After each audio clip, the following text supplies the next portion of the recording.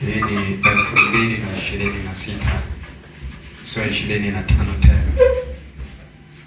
Na leo ibada yetu ni ibada ya kumshukuru Mungu. Kwa hiyo tutamshukuru Mungu na tutapata neema. Tumepata neema ya kuwa na mtumishi wa Mungu, atasimama baadaye atasema nasi, lakini naomba niwaambie tu kwamba nilipokuwa ninaendelea kukaa leo hapa, nilikuwa najiuliza, jana kulikuwa kuna mchezo fulani wa mpira.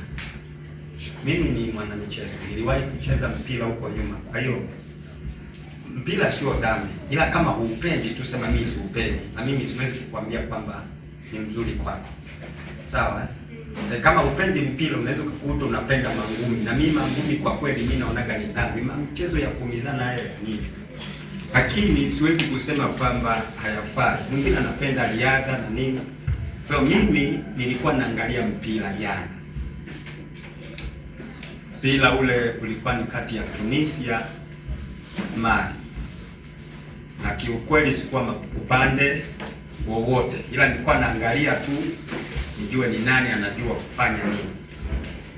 Dakika za mwanzoni kabisa timu ya Mali ikaondolewa mchezaji mmoja muhimu sana kwetu sisi ambao tumecheza mpira.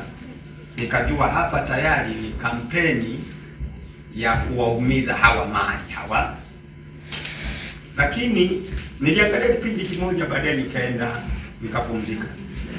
Kwa hiyo nimeamka asubuhi nikasema ngoja nimalizie kile kiporo changu cha jana walimalizaje. Kwa hiyo nikaenda kwenye matokeo, nikakuta Mali ndio wameshinda, wale ambao dakika za mwanzo kabisa waliondolewa mtu wao muhimu, wakabaki pungufu, alafu wale waliobaki wengi ndio wameshindwa.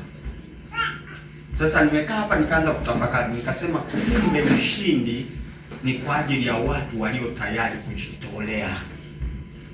Ushindi sio kwa sababu ya watu wengi, ushindi si kwa sababu ya wengi wanashangilia, ni watu walio tayari kujitolea. Bwana asifiwe sana. Watu wachache walio tayari kufanya nini? Kujitolea. Bwana asifiwe sana.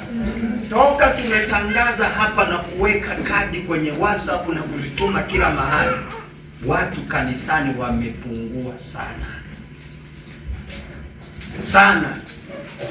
Si hata nyinyi mnajua hatakuwa hivi, si mnajua hatakuwa hivi, lakini watu wamefanya nini? Wamepungua. Na mimi nataka kukuambia hivi, tutakaoshinda ni wale tuliodhamiria. Amen. Kwa hiyo hakuna jambo ambalo litarudi nyuma, ila watu walio tayari kusonga mbele tutafanya nini? Tutasonga mbele, na ushindi lazima utokee. Kwa hiyo nikajifunza kwamba watu waliobaki jana kwenye mchezo wa Mali walikuwa tayari kujitolea kuziba pengo la kila mtu aliyetoka. Kwa hiyo waliziba pengo, wakajitolea, na mwisho wakapata ushindi. Kwa hiyo na sisi tutaziba pengo la kila aliyetoka, na mwisho wa siku tutapata nini? Ushindi. Bwana asifiwe sana. Na kwa hiyo kuanzia leo tunaanza mikakati mingine mipya ya kuelekea kwenye mpango wetu mkamilifu. Bwana asifiwe sana. Kwa hiyo ibada ya leo ni ya kumshukuru Mungu, na tunafurahia tumeuona mwaka kwa ushindi, na tumeingia kwa baraka kamilifu za Mungu, na hakuna mashaka. Niwashukuru sana sana watumishi wa Mungu